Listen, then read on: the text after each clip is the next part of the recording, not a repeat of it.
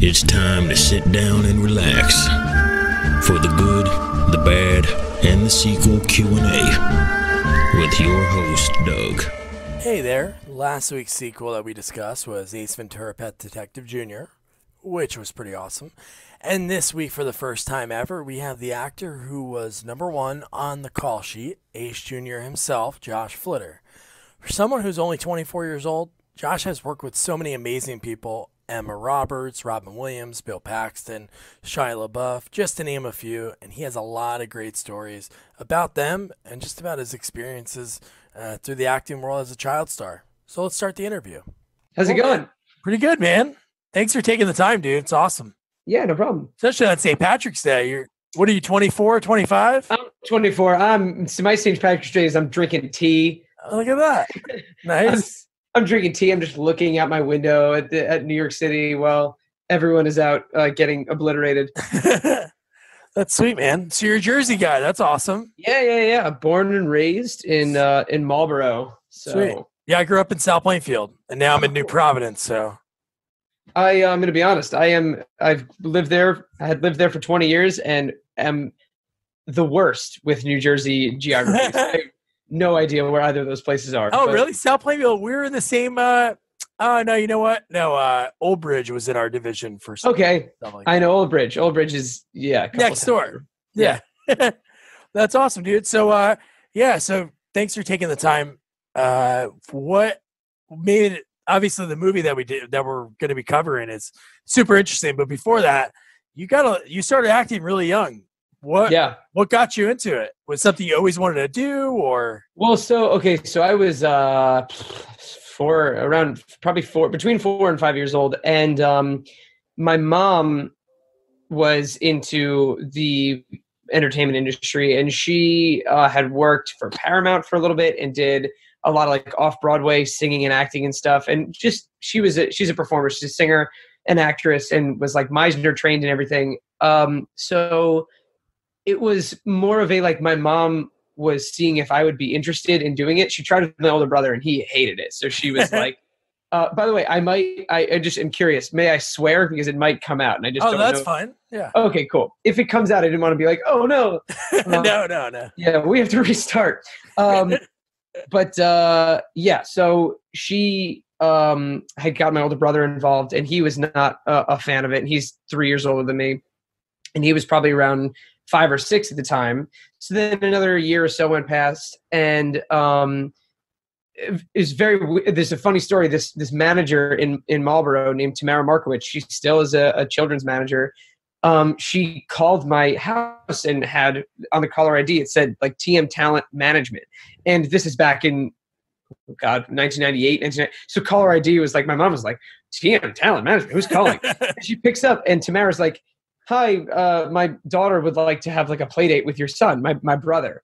And my mom was like, oh, just curious, why does it say TM Talent Management? And she was like, oh, I'm a children's manager. Wow. And my mom goes, well, I have this 4-year-old if you want to meet him. And she was like, yeah, bring him over. And she absolutely loved me and was like, let's get him out right away. And I loved it. I immediately had a passion for just like making people laugh and awesome. Talking to people and performing and stuff. So, that's the story of how I got started. And then from there, it just kind of snowballed. Yeah. So when you auditioned for Bravo's Situation Comedy, was that in the city in New York, or did you guys go out to LA? Oh, God, I'm being dated right now because you got to remember how young I was. So I know, dude. I don't. Yeah, it's hazy, but I remember bits and pieces of it. I think I probably initially auditioned for it here, but then I auditioned because the point of that show was they were making a show about the making of a show. Yeah. It's a reality show, so everything was real. But I auditioned for, so the director of the pilot that I did, I believe, was Fred Savage. Either he directed it. Yeah. No, it was.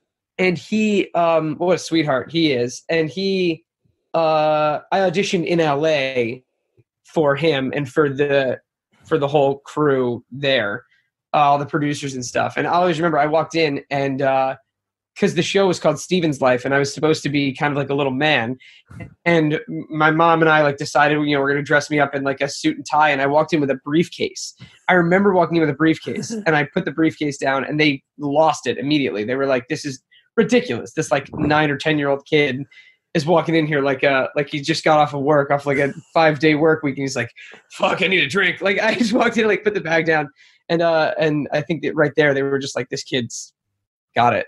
That's awesome. So when you, at a young age, did you like realize like, hey, this is Fred Savage, or like later in life, you're like, oh, that's Fred Savage? I did. I mean, I knew but didn't know. Like my parents were like, oh yeah, the Wonder Years is this huge show, and he's super popular. But like I knew, what it was? I knew him as the guy with the mole from Austin Powers. Yeah. I remember. I think it was probably around that time. Yeah, right around then. Yeah.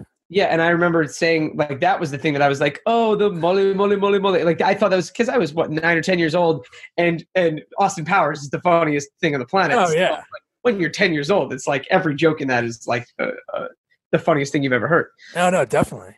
Yeah. That's awesome. And then right around that, you worked with some pretty talented directors. You worked with Bill Paxton. Oh, what a guy. Greatest. Yeah, he's amazing. He was glad that he passed away. Yeah, and he was one of the sweetest people. There's another fun story. There is my when I auditioned for that movie, I remember sending in the tape. I did it at the agency, and then he was in New York. Bill Paxton was in New York, and he was like, "I want to meet this kid," and we went to get breakfast. Yeah, breakfast, and it was me and him and my mom, and. Oh, wow. He goes, all right, like, let's go sit. And my mom goes, oh no, you can just go sit with him. Like, I don't need to be there. And he was like, really? I figure you would want to be there. And she's like, no, he can handle himself. And we went, and it was like just me and Bill Paxton having breakfast in like the hotel lobby, or not the hotel. No, it was like an upscale, like a nice diner or whatever. And there's Bill Paxton sitting across from this 9-year-old kid. That's awesome. And we're just like shooting the shit. And he was like, another one where he was like, I just thought this kid was so funny. And my mom like went shopping or something. She was like, oh, I'll just meet you after. Like, he can totally handle himself. And I remember hanging out with him and it being such a great time. And then I screen tested with Shia.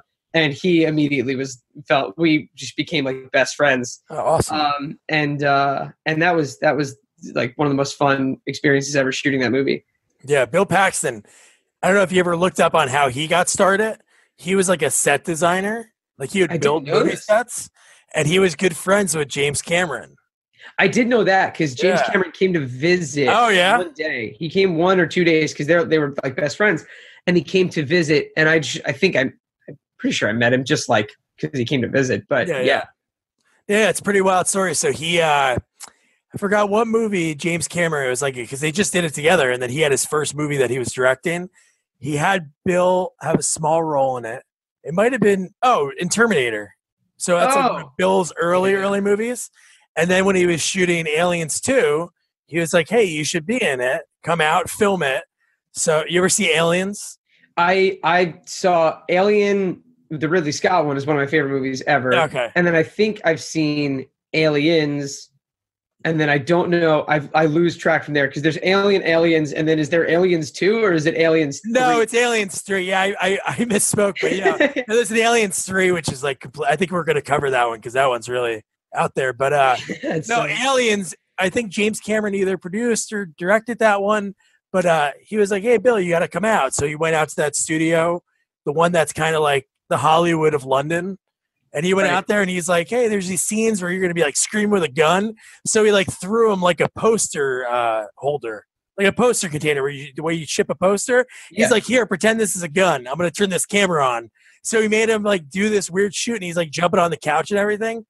And then he said when he left, he was like, "I've known this guy forever. Why did he just make me do this weird thing?" He like took a bus, and no, he's a really down to earth guy because the way he started. So yeah. Oh no, he was the sweet. That was his directing style too, which was very. And like at this point, it's getting a little hazy because that was 14 years ago, and I was. Oh yeah, dude. But I remember he was very like rigid and very rugged. That was like all his style was very much like, I want real, I want gritty, I want. Even though it was like a golf it was a Disney movie and it was about golf. He was like, I want this to be a story about this family and these relationships and the hardships that these kids are going through and that these adults are going through, rather than just like, oh, it's about an amateur golfer overcoming the odds and beating Harry Vardon. It was like he wanted this real grit. And I think that comes from his background. I remember he would like make references. He'd be like, making Tombstone, it was like this, or making Twister, it was like this. You know, we had this real rugged, raw kind of thing. And you're saying this to me, and I'm like 9 years old. I'm like, I haven't seen Tombstone, Bill Paxton. I'm 9, so I don't know what you're talking about. That's cool. He was able to relate, you know, especially directing a movie with a lot of young people in it. Yeah. Yeah, so and I want to shout out James, his son, who I'm still good buddies with. Oh, really? That's awesome. Yeah, he's a great kid, and he's acting a lot. He's doing great. But cool. Yeah, no, James is awesome, and Bill was fantastic, and one of the best people I ever had the fortune to work with. Yeah, that's cool. You still connect with his son. That's awesome. Yeah. Yeah, and then when you search your name, there's photos. You're on Jay Leno. Yeah, I was on Leno, I think twice. Oh, what do I mean, I think twice? Yeah, I was on him twice.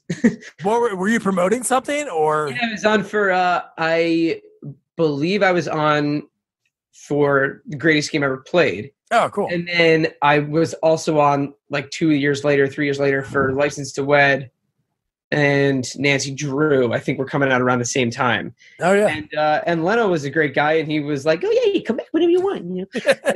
So my publicist was like, let's get him back on. And they were really great. That's awesome. Yeah.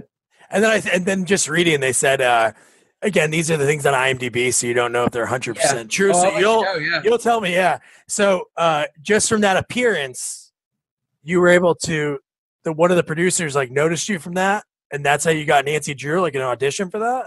Or, okay, so maybe that was the story. I actually don't really know. I know that, from Leno. From the first Leno, yes. Okay, cool. So what happened was Jerry Weintraub, who was one of the most famous producers of all time. He's incredible. There's a documentary about him on HBO, I think. Oh, really? Nice. I didn't know how successful he was when I was working with him, but like everyone around me was like, this guy is like the guy. And I was yeah, okay, sure, whatever. He made the original Karate Kid and all of the Ocean's movies. He very famously, for Ocean's 11, called Brad Pitt and told him that Clooney was doing it, called Clooney and told him Brad Pitt was doing it, called I forget everyone else in the movie, but called all of them, saying that each other person was going to do it without them having said they were going to do it. Oh, so when they all showed up, they were all like, oh, you're here? I didn't even know. And at the end, they didn't realize that any of them were supposed to be, like, none of them had said they were going to do the movie. He just convinced them all to do it by saying that everyone else was going to do it. And then they were all like, all right, yeah, this is fun. And then they made it, and obviously they were hugely successful. Yeah. That's amazing. But so I think he saw me on Leno, I guess. And then in Nancy Drew, the character was originally that I ended up playing this character named Corky, and he was like Nancy's kind of sidekick. And it was originally supposed to be someone in their teens, like around the same age as Nancy at the time. And Emma Roberts was 15 or 16, and I was 12. And they wanted somebody that was like 14, 15 to be kind of this kid who was kind of like gawking over her. Yeah. And he saw me and was like, this kid is hilarious. And even though he's too young, like, let's write him into the movie somehow.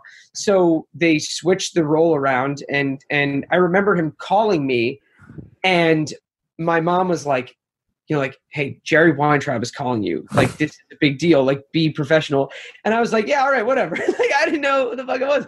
And I was like, hey, what's going on? And he's like, hey, Josh, yeah, it's Jerry. Well, listen, we want you to do this movie. Would you like to do it? And I was like, yeah, sure. Fuck it. Like, it's fine. Sounds good. And like, I had no idea until way later in life that I was dealing with like one of the biggest producers in the history of Hollywood. But he loved it. He loved the spunk and the just the fun attitude that I had. And yeah, he ended up like making the executive decision to be like, get this kid in the movie. And then that was probably one of the biggest roles that I had in a movie that still to this day, that's probably the most recognized that I get, because a lot of the demographic for that movie was people that were like my age or a little bit younger, a little bit older, mostly girls.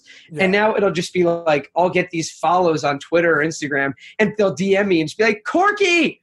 And I'm like, hi, I don't know you. And they're just like, Corky. And I'm like, yeah, that was me. That's me. But it's fun. It's really silly. And when I meet people now, because they'll be 22, 23 years old, and they'll be like, wait a minute, you look familiar. And then I'll end up saying, oh, it's this thing. And they're like, that was my favorite movie when I was 12. Holy shit, this makes no sense. So it's really fun. That's awesome. Do you remember where that movie shot? Like where you guys went for that? That was all LA. That was like the best, cool. Because it was in the heart of Los Angeles. We shot in the hills. We shot on Hollywood Boulevard. We shot, I can't remember where else, but it was all right. It was all smack in the middle of LA. Is that the first time you felt like, oh my God, I'm an actor? Like the big set and so Greatest Game Ever Played filmed in Montreal. Oh, that was before, yeah. Oh, Montreal, really? But yeah, awesome. I kind of the way you just said that, like I obviously felt like, oh, this is something amazing that I'm doing, and I was very grateful for it. But then being in LA and being like a 12, 13-year-old who was being invited to like all these like child star events, that was where it got really silly, where I was like, this is weird and I love it, where it's just like, this isn't normal. Like that was one of the best parts about it was my parents are incredible people, and they always like kept it in my brain. Like they just kept drilling into my brain, like, this is not normal, and just don't get used to this, and don't make this, your life. This is a thing that you do as your career, and you can enjoy it and it's fun, but this is not normal. And that's why I think a lot of people end up messed up, is because they go through this kind of child stardom thing, and then they think that this is their life, and that these parties and all this are the most meaningful thing. But it's really putting in the work and taking it seriously. Yeah, no, that's great what you just said, that it was like, it's like weird and wonderful. Yeah, it's like, I'm just a kid from New Jersey, a small town in New Jersey, and right now I'm shooting a movie in LA with, Eric Roberts' daughter. Yeah, yeah, right. One of the coolest parts about it too is I was always in public school in New Jersey the whole time. Oh, cool. So I would leave school for like 2 months to film a friggin' movie, and then I'd come back and just be put right back into public school with all my friends who are like on the soccer team, and like I had friends who are starring in movies that I'm texting, that I'm also texting my best friend who is, just got like a D on his test and he's sad about it from Marlboro. So like it was this great duality that I was kind of living, these like two separate lives that were so much fun. Yeah, that's awesome. And then right after that, in between those times, one was before, then one was right after, but Big Mama's House 2 and License to Wed. So you worked like two amazing, like legendary comedians. Oh, yeah. I had a lot more experience with Robin Williams than I got to have with Martin, because I just wasn't in a lot of scenes with him. Oh, okay. And I also was a lot smaller of a part in that movie, whereas in License to Wed, I literally, like, every scene that I was in was with Robin. Like, I was playing his sidekick, basically. And it became that in real life. He took me under his wing through the filming of that movie. And that's probably the most influence that I ever had when it comes to comedy and acting. And I can't, it's pretty tough to put into words like how much you can learn just hanging out with Robin Williams for 2 months. Yeah. It's insane. The guy was not only was he just the funniest person on the planet, but he was the sweetest, most caring. Like, he genuinely cared about what you had going on in your life, which a lot of, you'll work with people and they'll be like, hey, how's it going? How's school, kid?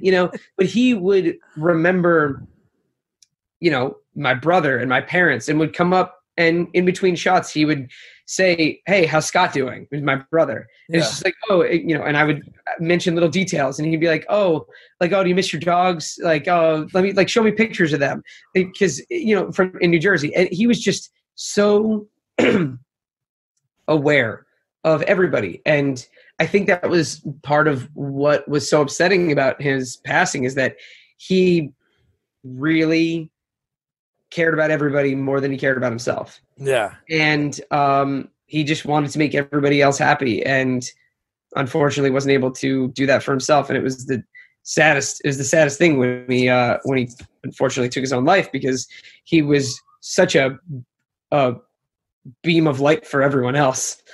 And but yeah, working with him was fantastic. He was brilliant, and he said so many amazing things about me after we worked together. I saw one of them. Yeah.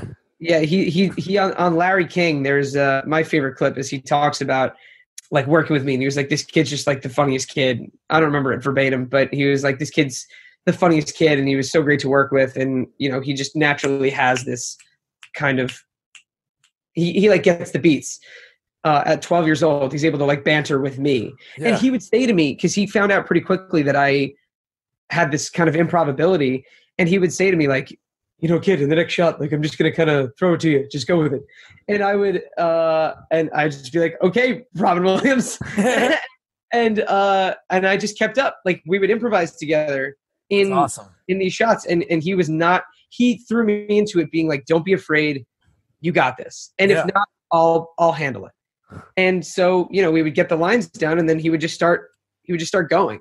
And then he would throw it to me, and I would say something, and he would just go right back into it. And I think he recognized that. And that was pretty special. And also, I want to shout out John Krasinski as well. And Mandy Moore. Yeah.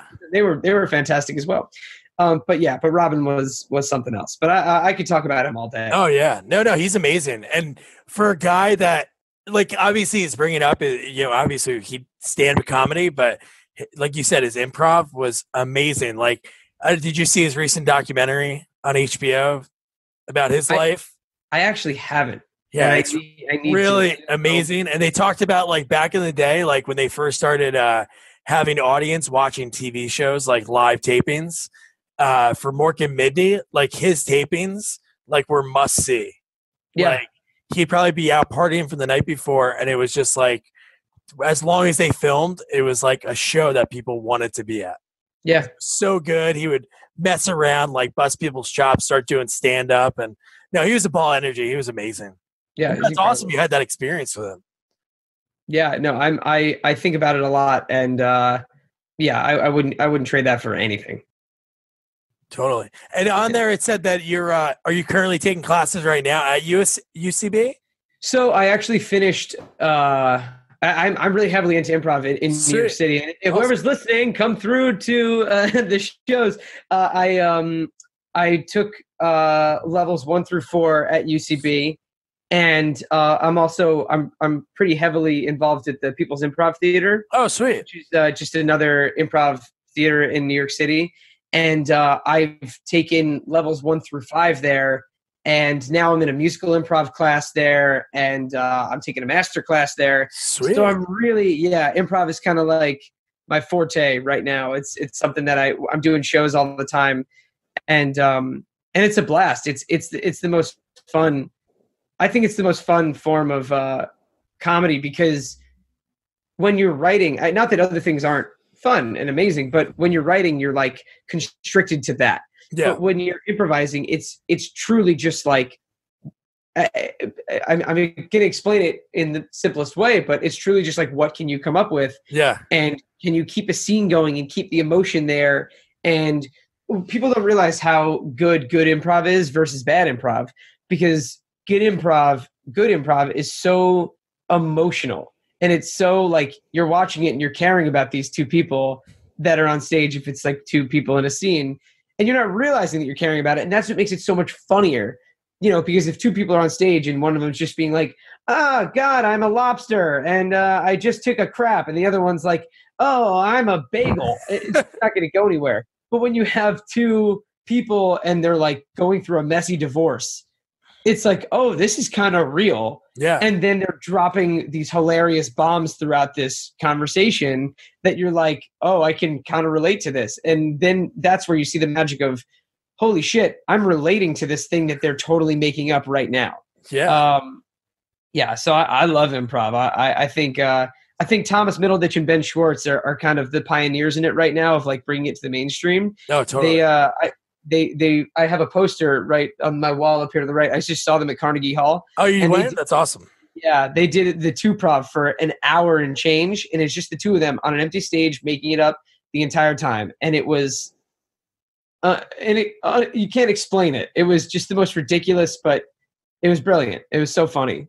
Yeah, I wish there was more, like obviously Who's Line, but the more of the long form. I took a few classes. We lived in Portland, Oregon. I took a few classes, and I do improv with some buddies. We have a separate podcast where we like do improv. But no, like you said, it's the most beautiful thing because when you're done with it, you're like, I'm never going to do this again. Like what just happened, it's just never going to happen again. That's what's beautiful when you watch it.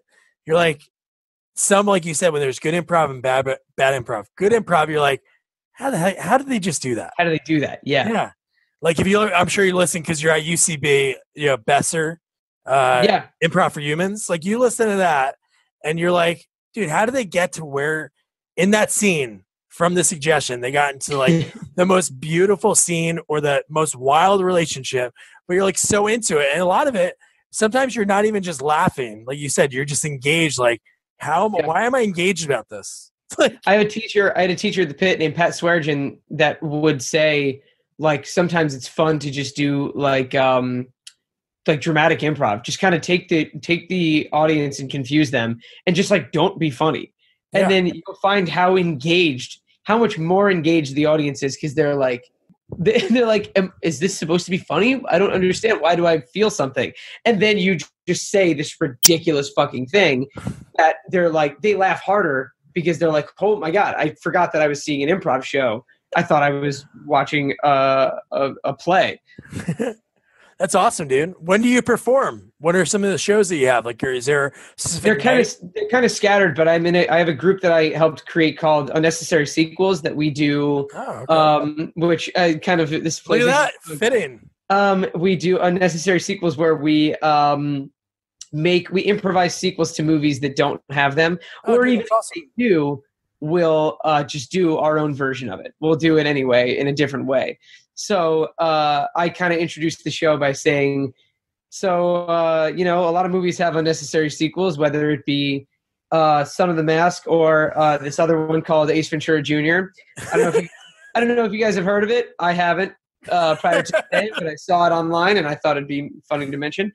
And there's always like, it's a silly gag because I either throw it up as a picture behind me of like me as a, and then we we'll like improvise a sequel, but it's the shows are kind of scattered, and I think it's just come through. I would, more than anything, I want to just promote the Pit because they have such fun shows, and everybody thinks they initially think UCB, but UCB is fantastic, but there's so many other great improv theaters in New York and all over the country, but the People's Improv Theater is like, you get such eclectic shows. At UCB it's pretty much just the Herald form over and over. Yeah. So if you don't want to see that and you want to see something completely different, the Pit has all different kinds of shows with all different types of forms. And then there's the Magnet as well, and the Tank. They have all these different shows, but I encourage people to go see improv and then get involved. It's so much fun. No, it is. Yeah. No, I definitely want to. Yeah, I'll follow you on. I'll find you on like Twitter. I'm sure you post when you're going to perform. Oh yeah, I post on Instagram and Twitter more than anything. All right, cool, sweet. Yeah. All right, so now we're into it around your timeline. Then you got Ace Ventura, Pet Detective Jr. So yes, sir. The perfect segue. Now, when you were auditioning for that, do you remember you were a little bit older? You were 14 then? I was 13, but 13, it's funny because I almost remember less of auditioning for this movie and more of just the filming of it. Okay. Because I don't know if I formally auditioned for it. Oh, okay. It was kind of the setup thing of like, we want you to be this character. And I remember meeting with the executive producer, I feel like an idiot because I can't remember his name, but he of Morgan Creek Productions. He was the executive producer of the first two movies as well. I'm guessing it's James Robinson. James Robinson. Yeah. And I met with him and he was like, look, we have this plan. We want to make this like this whole like timeline, like Ace Ventura, about his son and kind of growing up in his footsteps. And it'll be silly because I was like a fat little kid. And it's like, it'll be really silly because it'll be like for kids, but then we'll grow up with you. And as you get older, like the role will get older. And there was originally this plan to do this kind of multiple movies franchise, if you will. And that very quickly fell through, which there's a lot of stuff that I don't really still to this day know about, but it didn't come to fruition in the way that I think a lot of people that were involved with it hoped that it would. But I don't want to say anything negative about the movie in the sense that like the creation of the movie was still one of the most fun, probably the most fun experience I ever had. And the director, David Mickey Evans, is like awesome. He's one of my favorite people on the planet. I'm still very close with him and he is brilliant. And we actually just spoke recently about the making of this movie for the first time in a long time.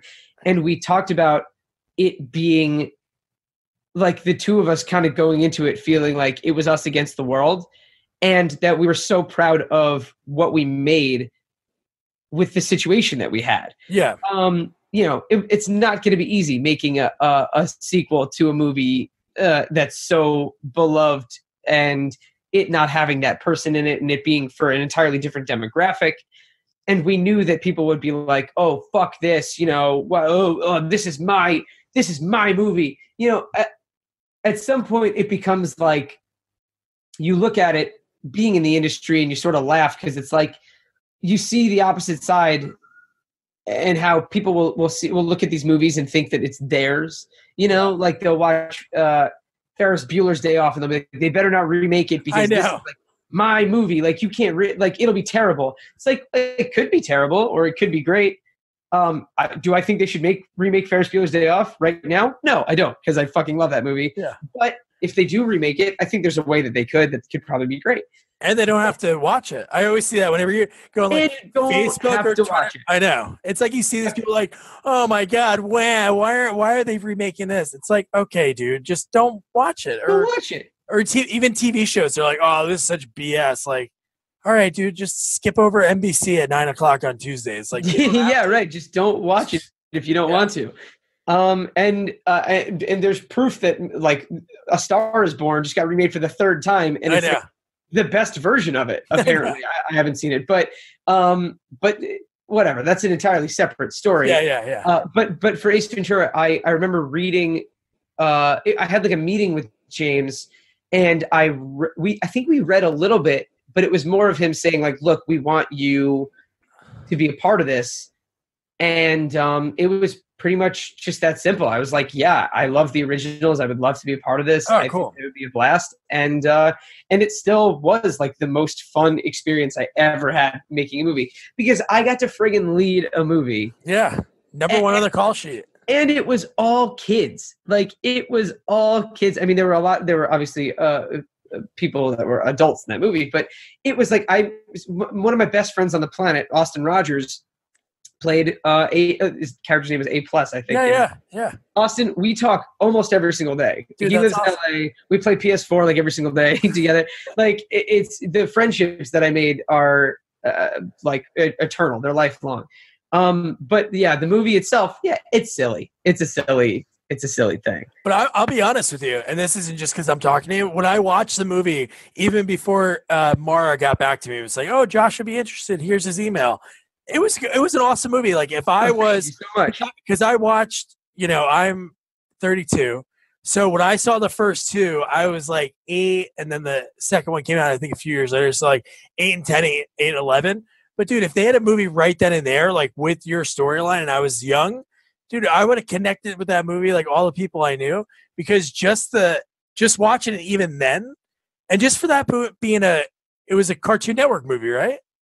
It was made it wasn't made initially for Cartoon Network. Oh, okay. And, I think they bought the rights to air it. Oh, okay.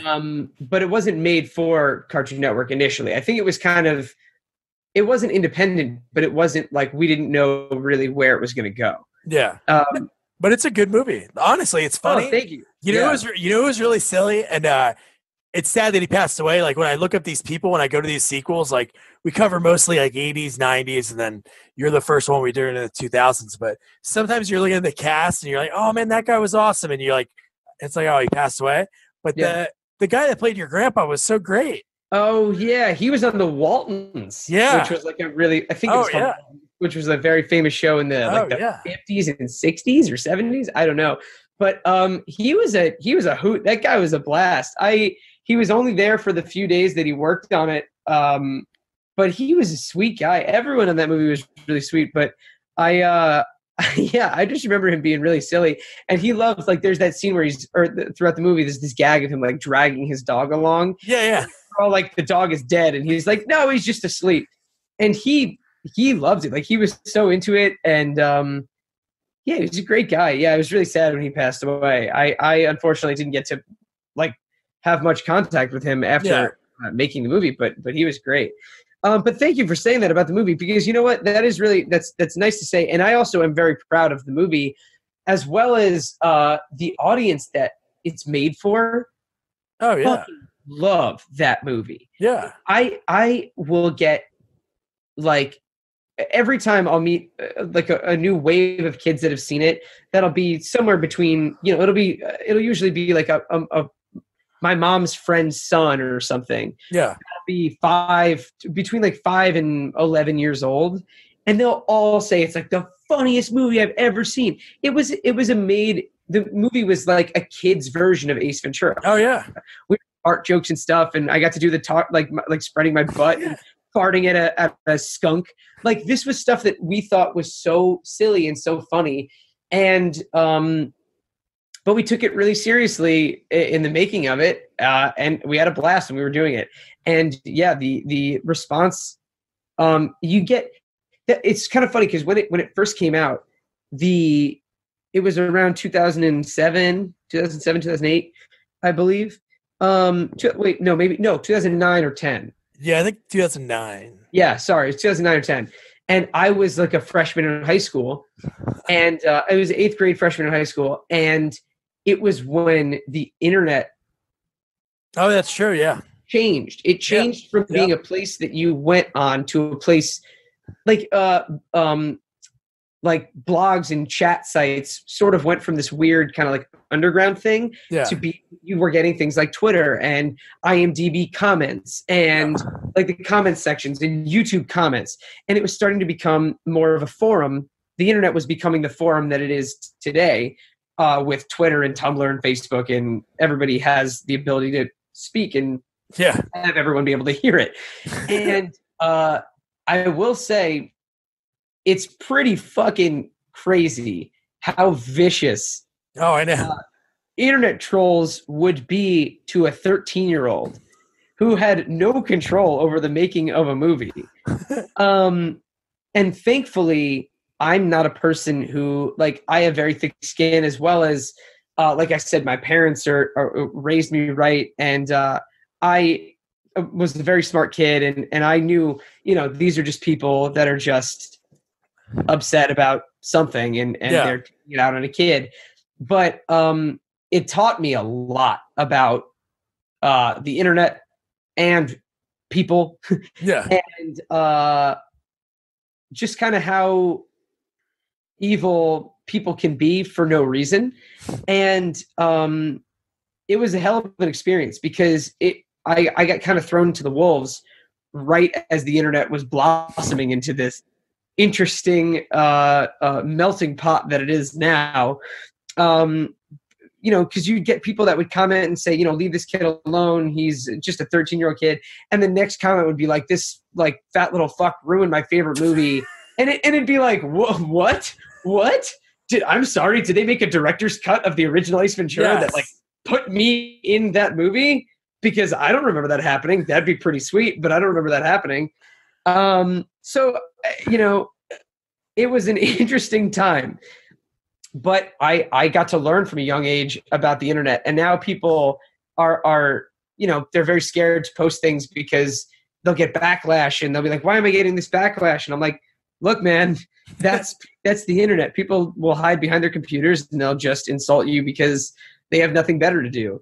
And I mean, I get it. I get why people are upset that a movie would be made, like we just talked about before, but it does kind of blow my mind sometimes that people will take it so personally offensive that this movie was made. It's like you can sit there and say this movie sucks. That's fair. Okay. But about any movie. But to think that that they made it as like a strike at I know. like, hey, Bobby from Tom's River. Hey man, fuck you. We're making this movie because we hate you. And it's like, fuck, why me? And, yeah, we're making Ace Ventura Jr. because fuck you. That's why. And it's obviously none of that. So, but you said it. Yeah. You said exactly right. Like for any movie, there's a demographic that like you just mentioned before. Stars Born. It's not like they look at say if there's 10-year-old kids on Twitter, they're like, "Oh, this movie's so boring." It's like it's not like somebody's gonna be like, "All right, well, this 10-year-old kid hates it. Let's go nuts." Yeah, some executive was like, "Hey guys, yeah, 10-year-old, he doesn't like Stars Born, doesn't like the trailer. Let's not release it." Yeah, and they're like, "Oh yeah, whoops." No, but your movie's exactly what it is. Like you said, even watch it. Go back and watch Ace Ventura. They're obviously funny, but it's completely silliness. Exactly what your movie is. Yeah. Yeah. It must have been really fun to film a lot of those scenes with all the animals. Oh, it must have been a little scary. No? No, I am an animal nut, and I had 2 dogs growing up, and I still have one of my dogs. And I am just like any chance that I could hang out with some kind of animal, I loved it. So the movie was so much fun because there was a scene, I believe it's one of the last scenes in the movie, where I ride in on I think on a horse, and then a couple of birds land on my arms, and I think I have a monkey on my head or something. And I just remember the animal trainer was like, "All right, this is going to be cool, but don't move."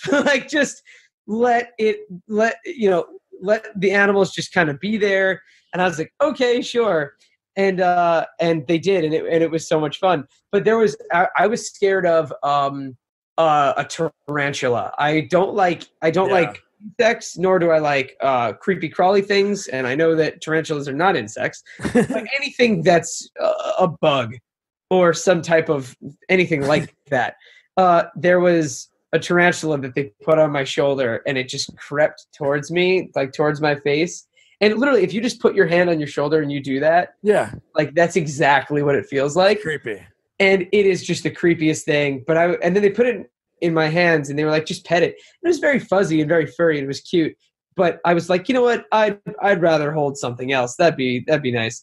And one of the coolest things was I got to hold in one of the scenes. I'm holding a baby alligator, and awesome. That was real. It was a little baby gator that was probably a foot long or less than that.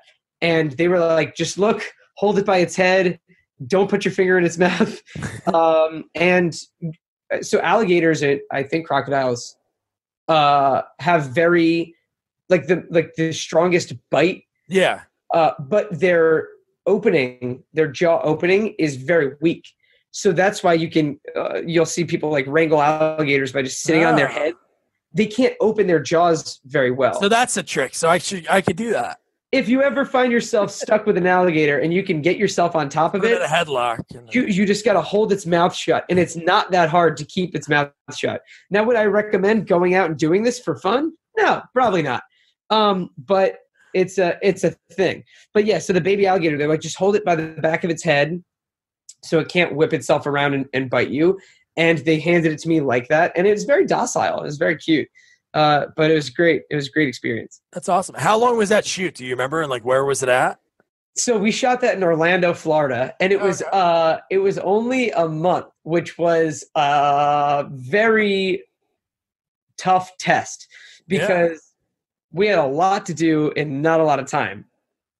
And I remember, I think we extended a couple of days longer than we were supposed to because we just had to. And it was definitely some intense hours some days where we were like, look, we have to just keep shooting. And being a kid, you only get a certain amount of hours. Yeah. I think when you're 13, you probably get like 8 or 9 hours of shooting. I know when you're like 7, 8, 9 years old, I think it's like 7, 8 hours, 9 hours or something like that. And then once you're 10 and on it increases a little bit each time. I don't know. I don't really remember. That could be just be completely wrong. But I know that I wasn't supposed to work for too many hours. And I'm not saying that I worked extra because legally I don't think that I could have, but I'm not saying that there were days that I didn't spend a little bit of extra time, but not on my own accord. Like I wanted to. Yeah. I love movie making. I love TV and film. And I just was like, I want to be here. And if it meant staying an extra half hour and the sun was going down and we needed the shot to finish the day, I was the first one to be like, let's fucking do it. That's and awesome. I think that was something that the production team really liked about having me on and admired about a 13-year-old that was like, I'm in it to win it. Like, let's do it, rather than being like a little prima donna who's like, oh, my hours are up. Fuck this. I'm going home. I was like, I want to stay here. I want to make this movie. So now, was that filmed in the summer? Like, did you have to go to school like on set? We shot that, I believe in September. So what happened was, I think the beginning of it, school hadn't started yet. And then like a week in, I had to do, like school had started in New Jersey, and my teachers, I want to shout out the Marlboro Township public school system because they were awesome. My teachers growing up were so dedicated to me being successful that they would, so I have to preface it by saying, when you're shooting a movie or TV show, you have an on-set tutor and you have to do a minimum of 3 hours of schooling every single day. Okay. So that might not seem like a lot, but it's one-on-one schooling. So you have to get everything done. And then you could bank hours, which always sucked. So when you would shoot, or when you would have a shooting day where you wouldn't shoot a lot, and you were still there, it'd be like, all right, well, we'll bank 2 hours of schooling. So then you're there for 5 hours, you're there for 2 hours extra. But that way the next day, if you have to shoot a lot, you only have to do 1 hour. Yeah. And you had the 2 in the bank. So my teachers would send down Xeroxes. They could go home and have to grade their work and spend time with their families, but they would take time out of their day to take the same tests and the same worksheets and the same packets and everything, and Xerox them and send them down so I could stay caught up. So that way when I came back, I could just go right back into it seamlessly. That's and awesome. I was able to every time. And I'm not an idiot, I don't think. So I thank them for that. No, it's awesome. Right now I'm watching Love on Netflix with Paul Rust. And he's love that show. He's not set tutor, Yeah. And you know what? I was going to mention it before because you were talking about like the movies that don't have sequels.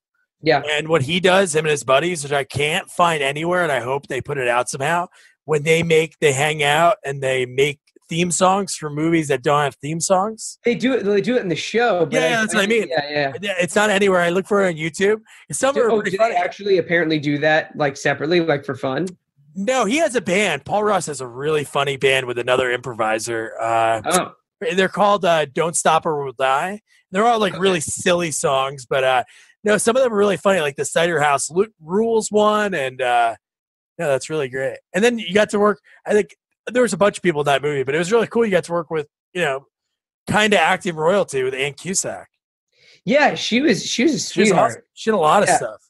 Yeah, she's wonderful, and obviously the Cusack family are incredible. But she, like everyone else, took on a really tough role in taking over a role that was played by someone else. Yeah, and she did a fantastic job. And what a sweet woman she is. And I don't really have much to say other than her being wonderful to work with and being incredibly dedicated. And I think I saw her, or no, someone, oh God, I can't remember the story now. It's been a little bit of a while, but either my mom like saw her on Facebook somehow, like got in touch with her. So I don't know, but I think she, after a bunch of years, my mom got in touch with her or something, and she was asking how I was, and That's awesome. Yeah, she was very sweet.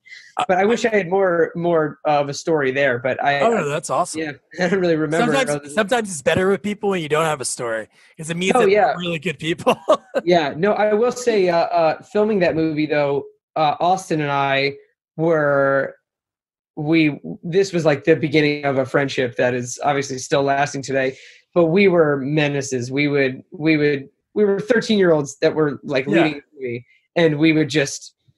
One time we were left in our like respective apartments by ourselves. So I was staying with my mom, and he was with his grandmother, and they went out to have dinner. So Austin came over to my place. That they put us up in these like I guess condominium kind of things. Yeah.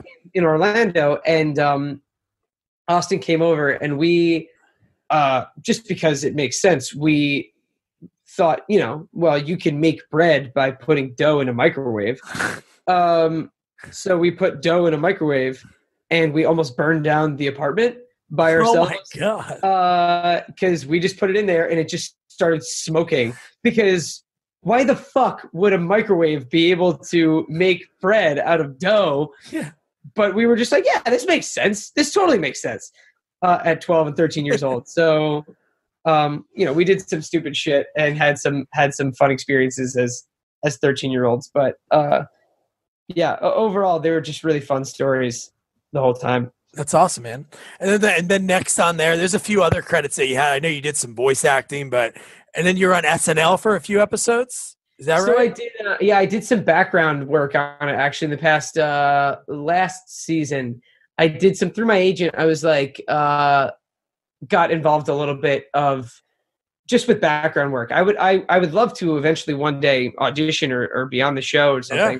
Just keep doing improv. Yeah. It's pretty much like the seems like what you're supposed to do, the trajectory. But but it was a pretty fantastic experience to be on the studio floor. Yeah. And I don't know if I should be saying this, but the freedom that you have, even just being in the background, like you get, I don't know if have you ever seen a taping of SNL? No, I put in for tickets every year. I never get it. And I watch it every Saturday. It's a very interesting way that they run the show, because it's literally just like the elevator doors open and you turn right and it's there. Like it's there. Yeah. It's the studio is a little down the hall where they shoot the thing. And then there's the green rooms and the like the costume designing area and the hair and makeup, and it's all just kind of there, and people just walk around. So long as you have your like badge that says you're supposed to be there, I was just walking around like freely, just walking by, the cast members and stuff. I'll tell you the most ridiculous experience that was like, what just happened was they lined us up because we were about to go out and do the background. Like they were lining up the background to go out and file in for this sketch. It was the episode that I believe James Franco was hosting. Yeah, that's right. And I might be mixing it up with the other episode though. I think maybe SZA was performing in the James Franco episode. Yeah, it was. Yeah. Okay, so the other one that I did, which was Saoirse Ronan, was the host. U2 was the performance. Oh, nice. And we're standing there in this hallway, and we're all it's a very skinny hallway, and we're leaned up against the wall as Mikey Day's walking by with like scripts in his hand, and oh god, I can't remember his freaking name. Who hosts the Weekend Update? Michael Che and the white guy, Colin Jost. Yeah, Colin Jost. Colin Jost is walking by with cue cards that he's like writing on as he's walking by, and then someone stops in front of me and turns and looks, and it's fucking Bono. And he looks at us, and I'm not going to do a Bono impression, especially on St. Patrick's Day. I don't want to offend the Irish. And he looks at us and he goes, "You look like you're in a firing squad." And we're all like, "Oh yeah, we're just lining up to go out for the background." And he's like, "Oh, cool. This is cool. You guys are This is cool. He's just like laughing, like he's just like looking at us, being like, "Oh, nice. This is gonna be a fun looking sketch that you guys are in." And we're just standing there like, "Yes, Bono. Yes, we are. Like this is true, Bono of YouTube." And he was like, "All right, see ya," and then just walked away. And we just like turned and looked at each other. And we were like, "That happened, right? That was Bono." And everyone was like, "Yeah, that happened." And then I have a funny interaction with Seth Rogen that I would like to. Oh, that's awesome! Yeah, because I am friendly with David Krumholtz, who's he was on Numbers for a long time, and he's a brilliant actor and comedic actor, and he's friends with the crew. Oh, he was in Freaksing. You, I think. Do you know who I'm talking about? Or yeah, he's the tall. Is he the tall, skinny one? He has a. He kind of looks like Oscar Isaac a little bit. That's been kind of like a running joke. And Jake Johnson. David Krumholtz. Let's see. I should know who he is. Oh yeah. Yeah, you know Krumholtz. Oh yeah, dude. So he's a great guy, and he was my acting teacher for a little bit. Oh, really? He's friends with the whole crew. So I auditioned for Neighbors 2 for a little role in it, and I was like, "Hey, Krumholtz, could you like put in a good word for me to like Seth?" And he was like, "Yeah, I'll do my best." And so I didn't get the role. And then this is like a year later, I'm at SNL and Franco's hosting. So Jonah Hill's there, and of course, yeah. And Seth Rogen, they're all just kind of moseying and milling about. And I walked to the bathroom as Seth Rogen's walking out of the bathroom, because that's the other funny thing is there's no like celebrity bathrooms. It's just like there's just the one like urinals and stalls for like the crew and the famous people. It's hilarious. That's awesome. And Seth's walking by me, and I was like, "Hey, I just want to say," and I know he's not the best with like fan interactions. He's not mean. He just gets very uncomfortable. Yeah. And this is just coming from me being a huge fan of his. I knew this. I was like, "Sorry, I don't want to be annoying. I just," and I realized as I'm saying this, like, "Josh, you're putting your foot so far in your mouth." Yeah, yeah. And I was like, "I auditioned for Neighbors 2. That's all I said. And he goes, "Oh, okay." And I went, "Yeah, I didn't get it." And he goes, "I'm sorry." And I went, "No, it's no problem." And then he was like, "All right." And then as he's walking away, he was like, "Oh, I'm friends with David Krumholtz." And he goes, "All right." And I was like, "All right, man, I'll see you later." It was so uncomfortable. Oh my God, dude. I felt so bad because he's so nice, and he just was like, "What do I do with this information?" Yeah. Because I don't get very nervous, but there are a couple of people who I do. And Seth Rogen was one of them where I was like, it was like now or never. You got to say something. So I just said that. And he was like, "All right, man." I was like, "I'll tell him you said hi." And he was like, "Sure." Like, all right, yeah. That's like I don't want to offend you, but it's like, okay, what I'm about to say next is really going to offend you. Yeah, it's like you realize how much more charming it is as a kid than as a 23-year-old man. Yeah. Like walking to a bathroom, it's like not nearly as fun. But he was a sweet guy. But it was just a really funny little interaction there, and I was like, awesome. All right, that's my Seth Rogen story now. That's cool, man. And then just before we're done, and thanks again for taking the time. You were recently on the last season of the newest season of Maisel. Yeah, that show's awesome. That was an awesome experience because I auditioned for Amy. I want to get her name right. It's Amy Sherman Palladino, right? Yeah. Is she the creator? Yeah. I auditioned for her for season 1 for a different role. Okay. And I thought it was a good read, and I auditioned for her. She's incredible because she writes the show, she directs the show, like produces the show. She's freaking believable. And I got to audition for her, and then I didn't get it. And then a year later, I get called in to audition for a different role. And literally, I went to the studio where they shoot it. And what she does is she friggin', just to add to her workload, she will leave like during her lunch break and come and audition people during the lunch break for like the next episodes. Wow. So they were shooting like the first episode of the season, and I auditioned for episode 2, I believe, of season 2. And she just like came up from her lunch break for like the 4 or 5 of us that were auditioning. And she said like, she looked at my resume and she was like, oh yeah, you came in for season 1, right? And I was like, yeah. And she was like, yeah, I remember you. You were great. And I was like, thank you so much. And then I read, and it was only a couple of lines. And she was like, all right, thank you so much. Thanks for coming in. And I was like, thank you. And I left and I called my agent and I was like, hey, it went really great. And then all of a sudden I called my mom and I was like, yeah, it went really great. And then my agent called me. I'm in the Uber on the way back to my apartment and they go, yeah, they want you. Can you turn around and go back for a fitting? And I was like, sure. So I booked it. I guess after that, she just like had to make the decision so quickly. She was like, yeah, I like this kid, and just like said, cast him. And then I got to spend a day in an unbelievable clothing factory in Bushwick that's been there since like the mid 1900s.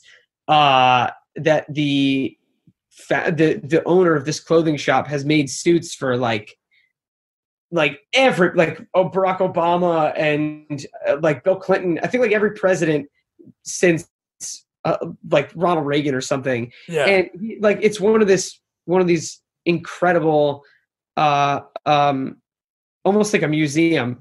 And they film in there. That's like the warehouse that they use for on the show that like Joel's character works at. Kevin Pollak. Yeah. And I got to film in there all day, and that was an awesome experience because Amy likes to shoot these Steadicam scenes where there'll be 6-7 minute shots, kind of the way that Aaron Sorkin did with like The West Wing. Yeah. Look around, and it's almost like a play. It's on its feet. So it would be this 6-minute shot that would go around the entire factory. If you watch it, if anyone goes to watch it, it's a beautiful shot. Yeah. And I know that a million people watch that show. Go back and watch that shot. It comes in through the window, which obviously is like CGI, but then it pulls in through the window, and then it lands on me and Michael Zegan's character. And then from there, he leaves and walks around the whole factory. And there would be times where he would get so far and flub a line, and he would just hear like, yeah, and then back to one, and they would walk all the way back, and everyone would reset, and they would restart it, and they would redo the entire thing. So we were there for 5, 6, 7 hours, but we only did like 12 takes. Yeah. Because each take took so long and then so long to reset. But it's a really cool way of shooting because you could sit there and go, wide shot, close up, over the shoulder, insert, whatever. Or you could just do one long shot that covers everything. And that way you film 6 pages right there. But at the same time, it's memorizing 6 pages of lines. Yeah. Getting 6 minutes worth of – you're basically making a play for 6 minutes and filming it and hoping that everything goes right the day of the play that you haven't rehearsed. It's just so we got there – I got there at 6 in the morning, I think. Then we rehearsed from like 7 to 9. And then from like 9:30 to like 3, we shot that same scene over and over and over again until they got it perfect. That's awesome. Yeah, those scenes are always great because when you notice them happening, like especially the one famous one is like the one from True Detective, season 1. Yep, when they get in the helicopter and they go up and they showed the behind the scenes. Like I remember right after that episode, HBO had like a behind the scenes thing. You have like so many people on walkie talkies like coordinated everything, like go, and like they have all the guys running out, and it's unbelievable. There's a really great one that's in I think it's Children of Men is the no, not Children of Men, sorry. Is it Children? No, sorry. Or maybe it is. Is that like the movie where it's like that's the one with guy, I can't think of his name. British guy. He's always there's that scene in a car where it keeps spinning around. Yeah. Shot, and it's fucking nuts. But yeah, that's another one. Now I'm just like geeking out on movies, which I could do all day as well. Well, awesome, man. Well, thanks so much for taking the time. Oh, thanks for having me. I hope I didn't ramble on too much. Oh no, dude. It was awesome, dude. You were great. And I know it's a bit that you do in the beginning of your improv, but there's no way Son of the Mask can Ace Jr. is in the same class. Son of the Mask, we already covered that one. And I interviewed, he's an improv comedy writer, Jerry Minor. He's been on like a ton of stuff. But sounds familiar. I probably yeah, if you saw him, he was on Lucky Louie season 1. Well, the only season on HBO. He was the neighbor. Yeah. But dude, yeah. Yep. So he was great. He wrote on SNL in the early 2000s, but he had some great stories because he got sent out there because they filmed in Australia, and he was like, "There's no black people in Australia." So an agent called him because he was friends with Jamie Kennedy, so I think that's how he kind of got it. Right. But he said, when you're shooting a movie like that, when you're looking at the dailies, like afterwards, you don't know what it's going to look like because like 75% of the movie is CGI. Yeah. So he's like, he was like, yeah, a lot had to be done. So I'm like, so what'd you think of the dailies? And he just started laughing. It was, yeah, you have no idea. It just looks like a green screen. Yeah, no, but totally. There's so many. Caddyshack 2 we did, and dude, don't worry. Ace Jr. is, like you said, it's for that demographic. Yeah, I think if people go into it looking at that, and they should, it's an entirely separate movie. But I mean, at the end of the day, being in comedy and being very self-aware, there's a lot of power in comedy and power in taking responsibility and making the joke yourself. Yeah, totally. Thing that's like that I will like preach to kids when it comes to like bullying or something like that. I say like, you take that joke and make it yourself, and it totally takes the power out of everyone else. Oh, definitely. Yeah. So that's something that I like doing, and you know what? It's silly. I like looking back and seeing that there are silly things about that movie and silly things about a lot of the stuff that I've been a part of. That doesn't make them bad. It just makes them silly and goofy. Yeah. And I poke fun at it myself. I poke fun at myself all the time. So yeah, I think that it's definitely Son of the Mask is a different level. Yeah. There's no connection. The only connection between those two is a mask. Is the mask. That floats down floats down a river. Like, it's so silly. The way the movie starts is just so ridiculous. But yeah, man, I'm gonna follow you on Twitter. Because I'll plug it. My Twitter. I'm on Twitter at Flitter, which is my last name, Flitter, which is fun because I could say I'm on Twitter at Flitter. Yes. And then I'm on Instagram at Flitstagram. Nice. FLIT Stagram. So yeah. I'll come check you out. I'm only like 30 minutes out of the city, so. Yeah, dude. Yeah, come whenever you want. Send me a DM. Come hang out. Sweet, man. Thanks again. Josh was awesome. We really hit it off. I really enjoyed talking to him. Fellow Jersey kid. So follow him on Twitter at Flitter and on Instagram at Flitstagram. And I'll put the links in the episode notes to make it easier. And if you are in New York City, then go check him out doing improv. And like he mentioned, go see improv wherever you live. Thanks again, Josh. And now the trailer for next week's movie.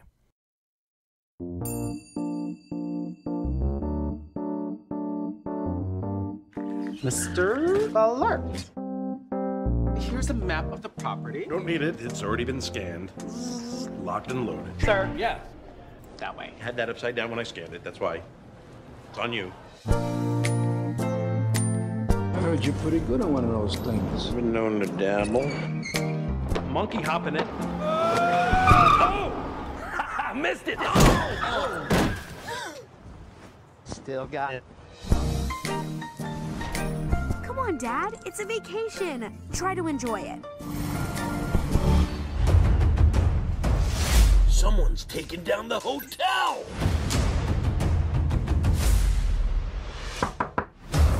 Your uniform, as requested, Officer Blart. We don't need any backup, Blart. Neither do I.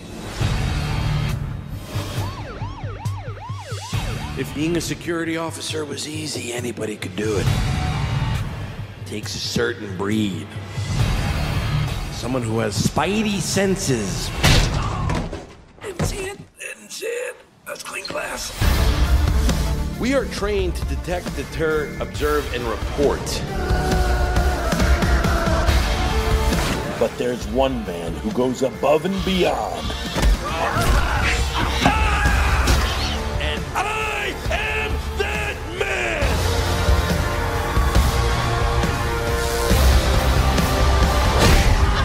Oh, sweet mercy! I am So sorry, ma'am. Are you gonna want turn down service?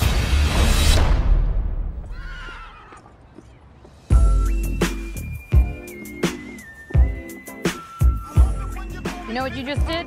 Jaywalked in a business district, sir. Actually, it's, officer. Still giving me a ticket? I'm gonna give you my phone number in case you want to grab a drink sometime. I don't drink, but I do ride.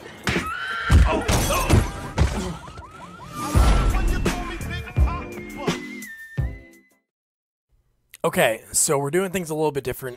Next week, we're going to have an interview first, and then the following week, we're going to be reviewing Paul Blart 2. The reason is because we got someone who is a hilarious comedian on stage. He has viral videos about coffee and bread and milk, and one of them, the bread and milk, has over 17 million views, and he creates amazing content daily, and that is Vic DiBattista. Vic is insanely popular. He's starting a tour right now, so he took the time to, sit down, but over the phone chat with me. So yeah, so that's a lot of fun. So you're going to hear that next week. Then the following week is going to be the review, and then we're going to get back on track. So don't worry about that. And so if you're around this weekend, if you're in Connecticut, go see Vic over at the Foxwoods. And then next weekend, July 19th, he's going to be at Infinity Hall Theater in Hartford, Connecticut. July 20th, Hampton Beach Casino Ballroom in New Hampshire. And end of the month, July 27th, at Westbury Music Fair on Long Island. So it's a great interview. You're going to laugh. He's hilarious. So subscribe to us, rate us, tell your friends, and thanks for listening. Good night.